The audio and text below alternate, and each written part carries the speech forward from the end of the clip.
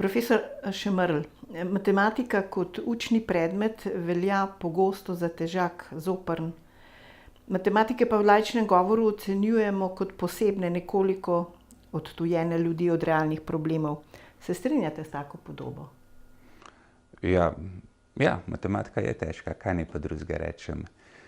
Ampak to je treba prav razumeti, recimo, a je težko igranje nogometa ali pa igranje klavirja. Malo žogo brcati, pa s 3 prsti eno melodijo zaigrati, to seveda ni težko, a ne.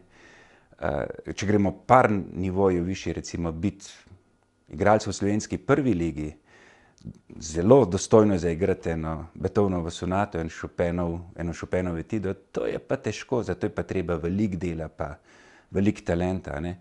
Biti mednarodno uveljavljen profesionalec v pianistiki ali pa v športu, zlasti v nogometu, to je pa res težko in zato je pa, to je res težko. Biti vrhunski, Messi, Ronaldo ali pa Lang v pianistiki, to je pa tako rekoč skoraj da nemogoče. In isto je, no še to bi rekel, šport pa glasba bogatita življenje.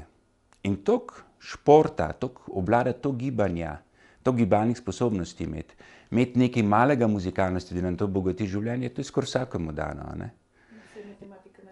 In bi rekel, da matematike toliko, kolikor jo rabimo za srečno življenje, a ne, to je skoraj vsakemu dano, da se to lahko nauči. Za kaj več, a ne, za biti študent matematike, za biti raziskovalec v matematiki, za biti mednarodno priznan profesionalec, za biti super vrhunski, to je pa potrebno čedalje več vsega talenta, veliko dela in to ni dano vsakomur, a ne.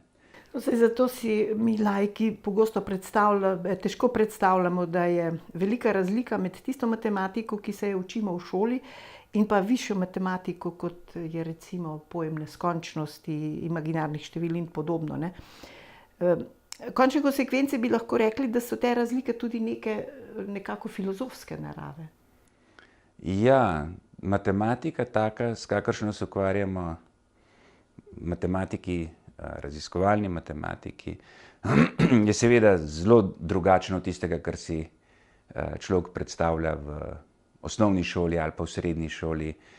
In je to seveda tudi zelo težko razložiti. Mogoče še najlažje povem nekako tako, v srednji šoli je, kaj sem pa delal, kar se matematike tiče. Domače naloge sem naredil, pa predšolsko nalogo sem mičkeno poračunal, a ne, in potem sem seveda pričakoval, kaj bi pa drugega pričakoval od svoje naivnosti. Pričakoval sem, da ko bom prišel študirati matematiko, bom pa še veliko več reševal probleme, pa veliko težji bodo. Pa sem recimo v prvem letniku, ker sem res hotel biti matematika, ne, ker sem hotel vedeti, za kaj gre, sem že kar približno pol časa porabil za študij matematike. Se pravi, gledal sem knjige, zapiske, probal razumeti koncepte. Samo pol časa je bilo posvečeno reševanju problemov. Bil sem teoretični matematik, in proti koncu, v 4. letniku, je bilo verjetno recimo 90% časa posvečeno študiju, razmišljanju, a ne. Kaj so koncepti, abstraktni koncepti. In mogoče samo 10% še računanju, a ne. To mogoče razloži, da je matematika zelo drugačna od tistega, kar si človek predstavlja v srednji šoli. Veliko lepša je. No, to ste lepo povedali, ne, ljudje se navadno sprašujemo, kako matematiki sploh razmišljate, ne, glede na to, da vsaj mi si predstavljamo, da nimate oprijemljivega predmeta proučevanja.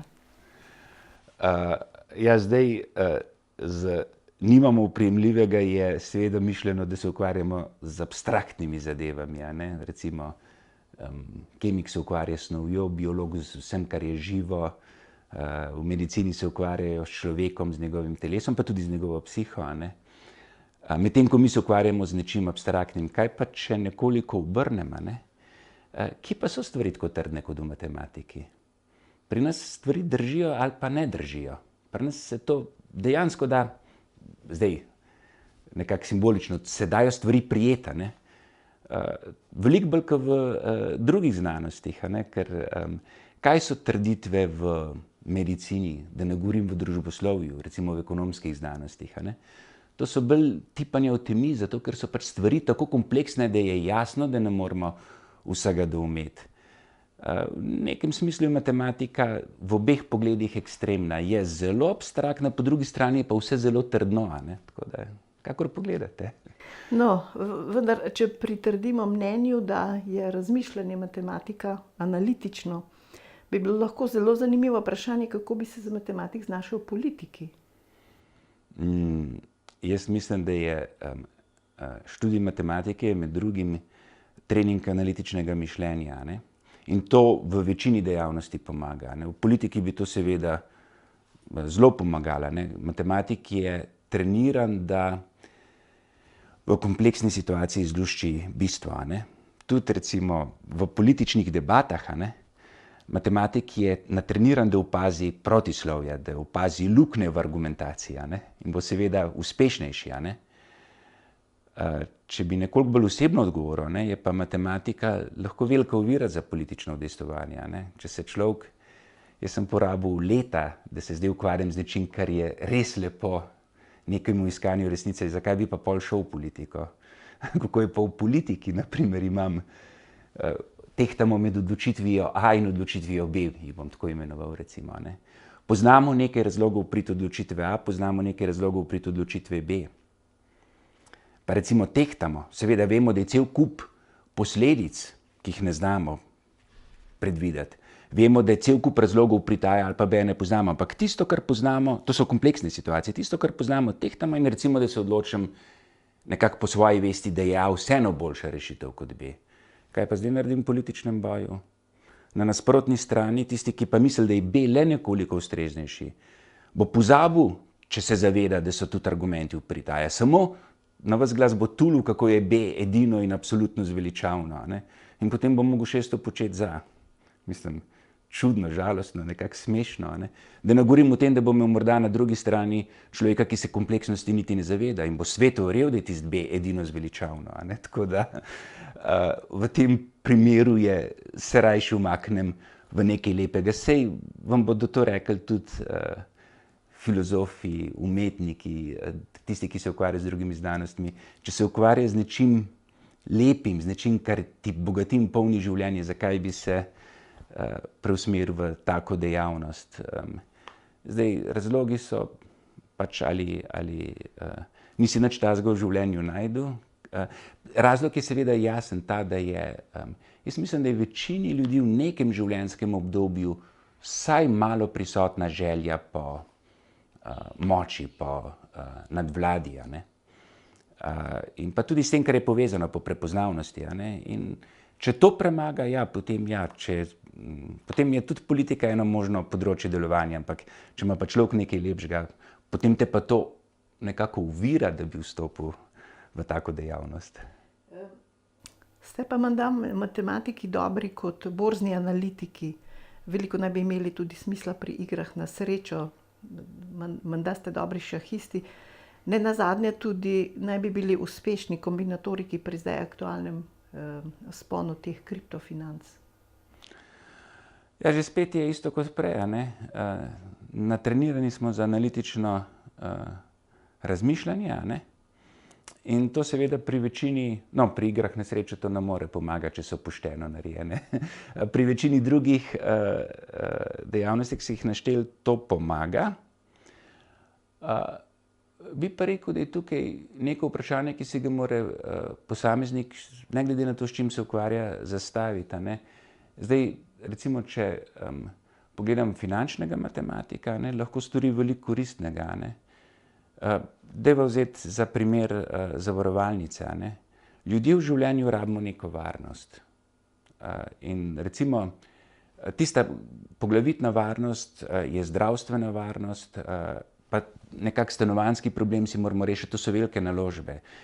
In tukaj, to so stvari, ki jih zdravje je življenjsko pomembno in recimo stanovanjski problem, to je nekaj, kar je življenjsko pomembno, kar naj bi človek delal enkrat v življenju. To so velike stvari in moraš biti nekako zaščiten. Saj se zelo malokrat kaj narobe naredi, ampak takrat, ko se je pa zelo narobe, a ne.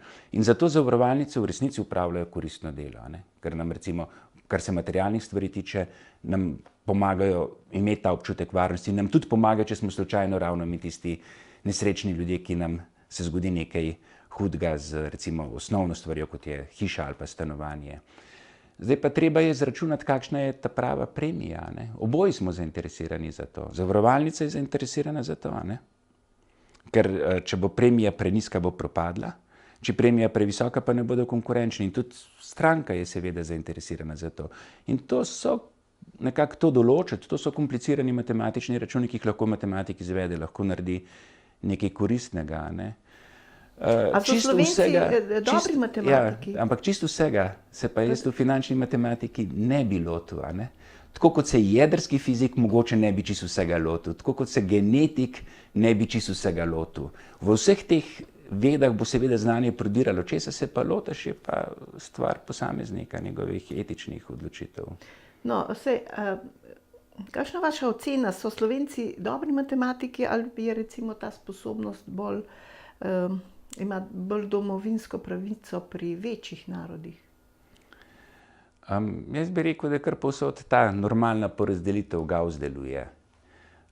Mogoče imajo večji narodi, lažje zberejo kritično maso, kljub temu, da je matematika, bom temu rekel, individualen šport v precejšnji meri. Ne? Je pa le tako, da za res vrhunske dosežke je pa potrebno poleg talenta, poleg trdega dela tudi dobra šola. Ne? In to je nekako lažje zbrati v velikih narodih, pa še nekaj imajo veliki narodi. Zakaj je ameriška matematika tako dobra? Ne? Nič se ne bojijo tujcev, kar pejte na njihove univerze, na njihove oddelke za matematiko, pa boste videli, koliko je tam rojenih Američanov, koliko je pa tujcev. Sej tako kot v športu, sej Barcelona pa Real, zakaj so to tako dobra kluba? Zaradi nogometašev, ki so jih sami vzgojili, ki so v tem lokalnem okolju zrastali, ali zaradi tega, ker veliko najboljših privabijo. Kaj pa Princeton, Harvard, Cambridge, Oxford? Sej niso vseh sami naredili, sej so jih privabili.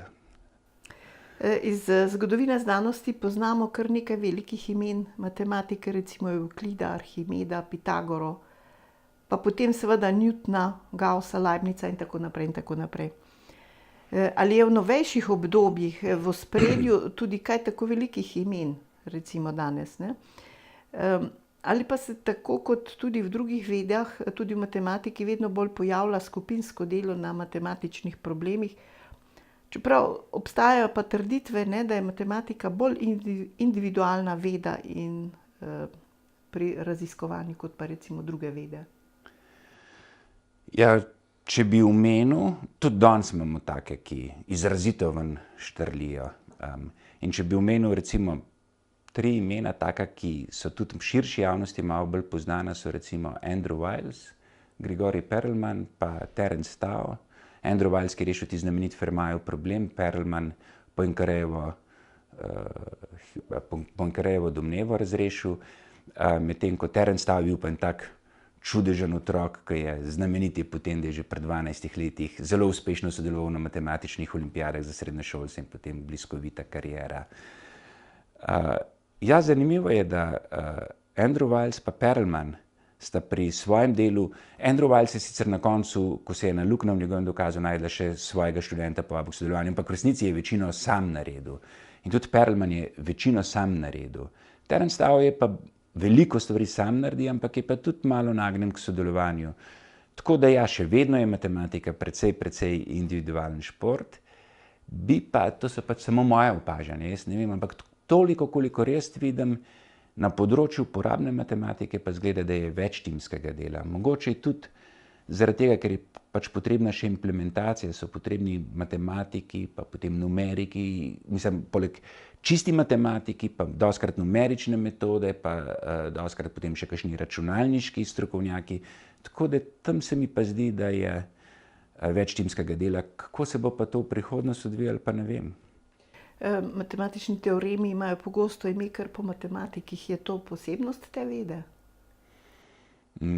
Jaz mislim, da tukaj lahko kar v Sloveniji ostanemo. Mi imamo znamenite Plemljove formule, ravno ker smo praznovali 100-letnico rojstva profesorja Vidava, pa je znamenit Vidav-Palmerjev izrek, ja, vse stvari imenujejo po posameznikih. Ampak če grem do naših bratrancev fizikov, Štefanov zakon, Štefan Boltzmannov zakon, to se tudi imenuje.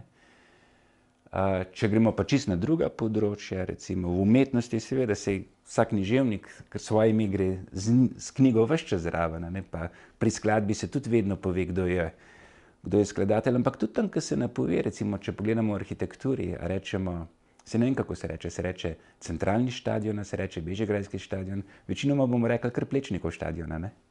Se pravi, da morda le ni čisto samo matematika. Taka veda, Ja. ki bi, ja. Statistika je pa del matematike, ne? In pogosto tudi predmet dvomov, zanikanj, do tega, da ji nekateri pripisujejo tudi laži, izkrivljanje realnosti. Kako vi kot matematik to dojemate? Ja, statistika čisto nič ne laže. Statistika je matematična statistika, to je sestavljena iz cel kup trditev, ki so vse zelo, zelo dokazljive, a ne. Če jo pa uporabljajo taki, ki jo ne razumejo, ali pa še hujš, taki, ki jo namerno zlorabljajo, pa zato statistika ni kriva, a ne. Ampak pa saj tega imamo vse povsod veliko. A je umetnost kriva, če jo zlorablja ideologija? Dobra primerjava, ja. Ja, umetnost je dobra sama po sebi in statistiko, ja, se zlorablja in ima zato slab sloves. Včasih so anekdote o laži in statistiki in povsem, ampak ne, mislim, če se statistiko prav uporablja, ni nič narobe. To je,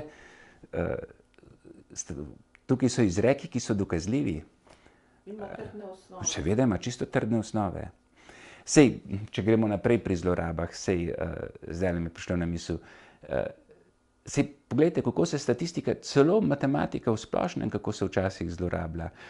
Včasih kakšni ljudje v drugih znanostih, na raznih področjih delovanja se matematika in statistika zelo veliko uporabljata in je to zelo tako, to je fino, da pride do te interakcije. Ampak pogosto se pa zgodi, tako kot v vseh človeških aktivnostih, da so tudi kakšne stvari, ki niso zelo relevantne, ki so bolj tako. Pa ne vejo, kako bi naredili, da bi ta stvar bolj fino izgledala. Pa jo malo matematizirajo ali pa dodajo kakšne, že sama stvar po sebi nerelevantna, potem pa še čisto nerelevantno povezavo z matematiko ali statistiko daje, da bi stvar naredili bolj znanstveno, ne. To je taka bolj, bi rekel, soft, mehka zloraba, ampak to je tudi zloraba, a ni? Seveda. Se pa to kar Seveda pogosto se tudi dogaja, Tako. Profesor Šemerl, študij matematike velja za zahteven, kot sva rekla, ne? Vendar me zanima, kolikšno pa je zanimanje zanj, za ta študij, ne, pri novih generacijah.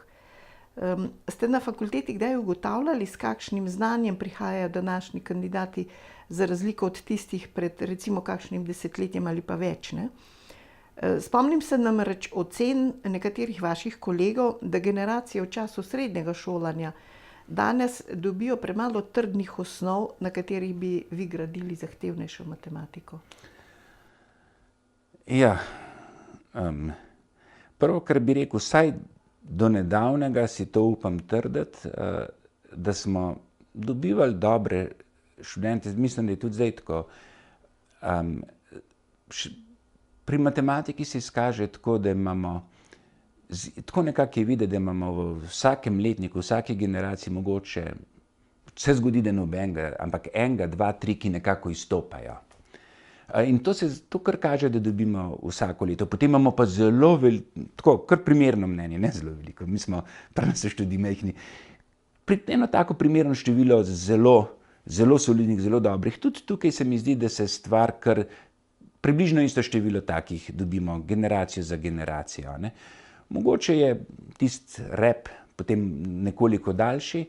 Zdaj, koliko znajo, ko pridejo v srednje šole, ja, mislim, če včasih na gimnazijo šlo zelo, zelo dolgo nazaj, 5% generacije, pa potem 10, pa 15, pa v nekem trenutku celo, če se jaz prav spomnim, 45% generacije je šlo na gimnazijo. Kaj so pa hoteli narediti? Prilagodili so se, spustili so nivo in če so spustili nivo, je bil seveda splošen nivo znanja nižji, pa to ni tak problem. Tisti, ki so dobri, tukaj to hitro nadoknadijo. Saj tudi, ko sem jaz prišel študirati, smo prišli iz različnih šol, z različnim predznanjem. Na začetku je bilo videti, da so med nami razlike strašne. Saj potem so bile tudi samo čisto drugače kot na začetku porazdeljene. Tisti, ki so prišli zagreti, talentirani iz slabih šol, so hitro nadoknadili zamujeno. Saj se da. Tako da to Ja, ni a problema. lahko potem matematik, dober matematik postaneš z napornim učenjem, trudom in tako naprej.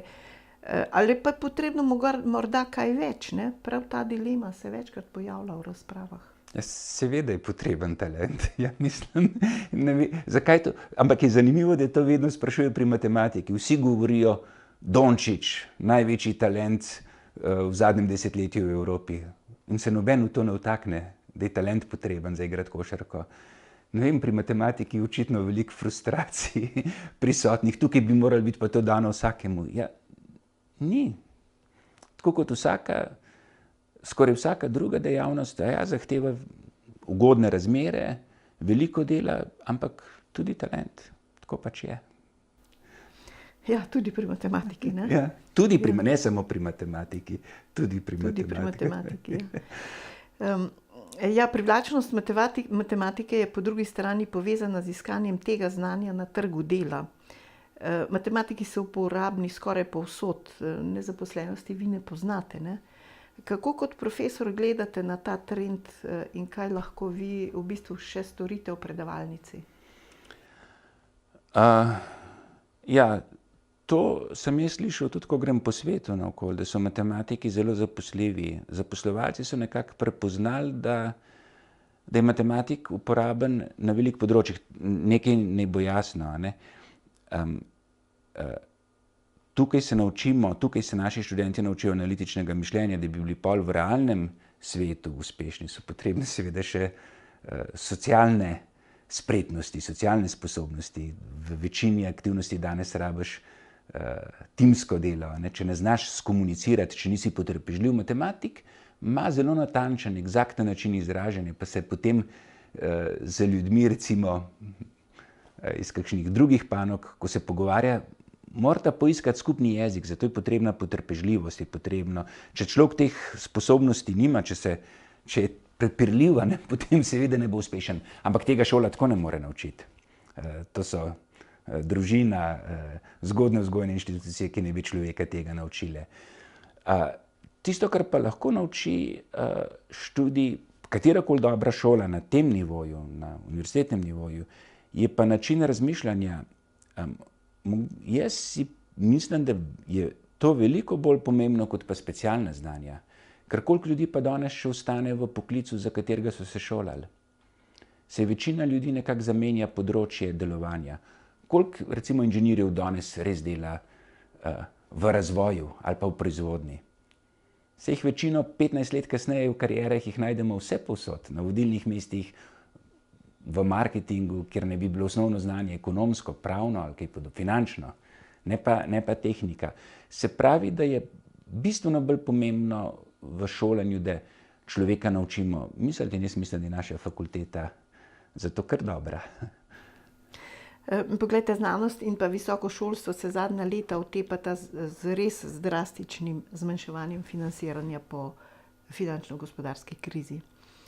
No, v povezavi s tem se iščejo tudi rešitve, kako ukrepati z odlivom možganov, diplomantov, doktorjev znanosti, ki niso pripravljeni vegetirati v nestimulativnih razmerah. Ob tem pa beremo, da nas institucije, kot je na primer OECD, opozarjajo, da statistično gledano preveč vsakokratne generacije odhaja na študij, ta traja seveda potem predolgo, nezaposlenost tudi s terciarno izobrazbo je dokaj visoka, ne na matematiki, ne. Zadeve so sicer zapletene, pa vendar, kakšno je vaše mnenje o tem?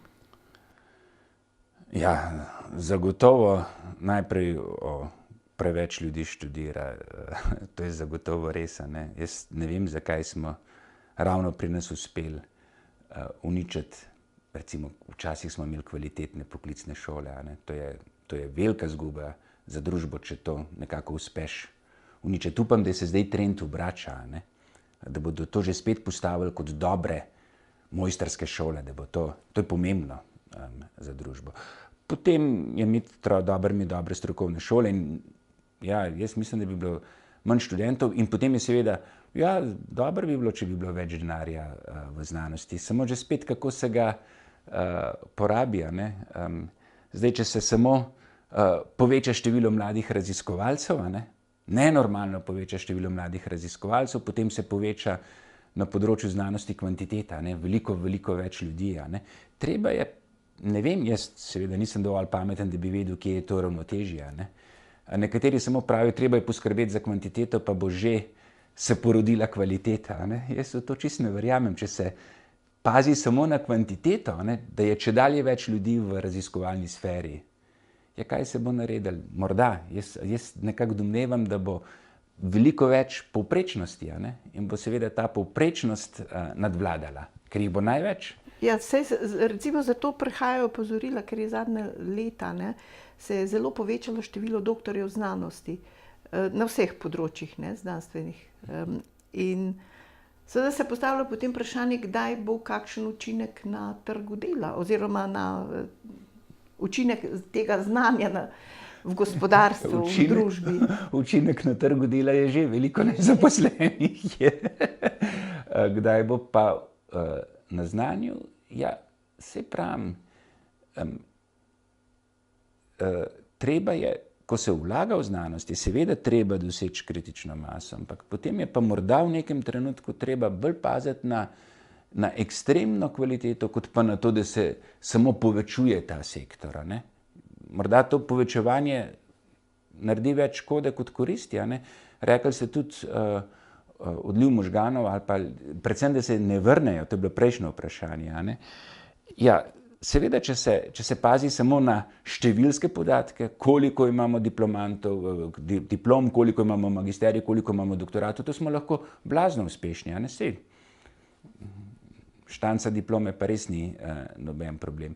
Če hočemo biti pa dobri, moramo pa seveda paziti na, da je veliko ljudi v tem noter, ampak predvsem je treba paziti pa, da se spodbuja kvaliteta, ne, da se daje najboljšim res dobre pogoje, ne. Nekako je že tako, da najboljši grejo tja, kjer so najboljši pogoji dela. Dostikrat bodo šli tja, kjer so najboljši pogoji dela. Jaz vseeno mislim, da tisti, ki so res dobri, da med njimi je ogromno entuziastov, ki jim plača ni glih na prvem mestu, ne. Bodo šli, ampak dobre pogoje dela pa rabijo. Je pa seveda, da bi se pa nekateri najboljši vrnili, ne, je pa, ali pa da bi lahko privabili tuje vrhunske, ne, so pa verjetno tudi problem dohodkov, nekako mi le ne moremo nuditi nekaj podobnega, kot nudijo najbogatejše države. Zdaj, seveda ne moremo nuditi, nerealno bi bilo pričakovati, da se kar naenkrat plačajo recimo raziskovalcev ali pa univerzitetnih profesorjev toliko odskočijo od tega, kar imamo v družbi. Ampak ali smo sposobni to narediti za tiste izjemne, da jih privabimo recimo, ne?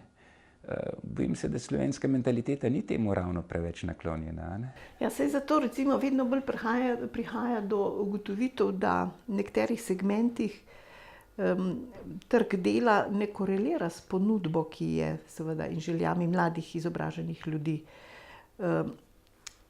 Zato jih tudi zdaj, kot vidimo, ne, pri nas vedno bolj usmerja v ustanavljanje zagonskih podjetij oziroma startupov, kot rečemo, ne. Je po vašem mnenju to uspešen način, da mladi ljudje osmislijo znanje, ki ga pridobijo na univerzi? To pa tudi sprašujem zato, ker zdajšnje mlade generacije, navadno jim dajemo oznako Z, ne, so socializirane drugače, niso navajene k večni potrpežljivosti, ukazovanju, nenehnem čakanju na boljše razmere in tako naprej in tako naprej. Večina od njih so inovativni, spretni, domiselni, kar naprej iščejo neke nove izzive, ne. In če ne najdejo tu tega, bodo odšli drugam, ne. Kakšna je vaša ocena seveda tega kot pedagoga, kot univerzitetnega učitelja? Kaj vam študentje pripovedujejo? Ja, recimo, če bi se vrnil nazaj v moje stare čase, ne, takrat je doktorat praktično pomenil vstopnico v bodisi akademski svet ali pa svet inštitutov, ne. Ampak takrat je bilo doktoratov res zelo, zelo malo, ne. Danes je magisterij in doktoratov ogromno in seveda za vse te ni prostora v akademski sferi. Poleg tega pa seveda ta sfera mora vračati družbi, ne? Tudi v materialnem smislu. Zato jaz mislim, da so ti Seveda je to pozitivno, da se ustvarjajo, bom temu rekel, high-tech, visokotehnološka podjetja, ne. To je naravno, da se to dela. Zdaj, da se nekoliko beži v tujino, tukaj je vprašanje, kje se pojavi problem bega možganov. Da ljudje hočejo iti v tujino, to ni nič narobe, da se razumemo. Mi moramo biti odprta družba. Naši ljudje morajo hoditi ven in drugi, fajn bi bilo, če bi tudi drugi prihajali k nama, ne. In pa, če bi se tisti, ki so od zunaj uspešni, vračali. Pa jaz tukaj v resnici nisem pesimist. Če nekdo gre v tujino, ne, dobro, če tam ostane v akademskem okolju, se bo tudi morda nekoč vrnil, ampak tudi, kaj pa, če gre v tujino in tam začne neko high-tech dejavnost, visokotehnološko dejavnost. Saj se bo morda tudi vrnil. Tam si lahko naredi nekako, če tam postane uspešen, če se tam dobro omreži, če tam naveže stike, saj Slovenija je idealna država, da se vrne. Prvič je od tukaj doma, upam, da ga kaj veže, drugič je izjemno lepa in izjemno prijetna država za živeti. Tisto, kar je pa pomembno z poslovnega stališča, je pa, da kljub vsemu imamo pri nas veliko dobro izobraženih ljudi, ki so v primerjavi z bogatimi državami, pri nas smo vsa delovna sila, vseh kvalifikacij smo poceni v primerjavi s temi razvitimi državami. To se pravi, da mene ne moti, če grejo ven.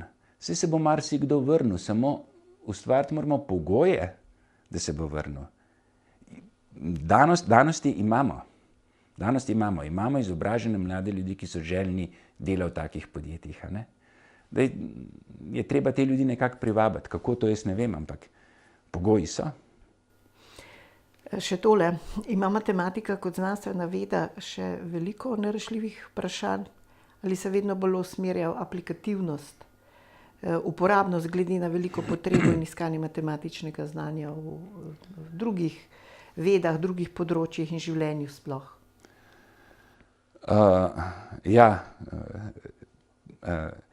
To je zanimivo zaradi tega, ker ljudje, ko se z njimi pogovarjamo, čisto jasno jim je, da inženirji ves čas delajo nekaj novega, da kemiki ves čas delajo nekaj novega. Fiziki se slišijo o novih odkritjih v astronomiji, pa na pospeševalnikih, veliko se o tem govori.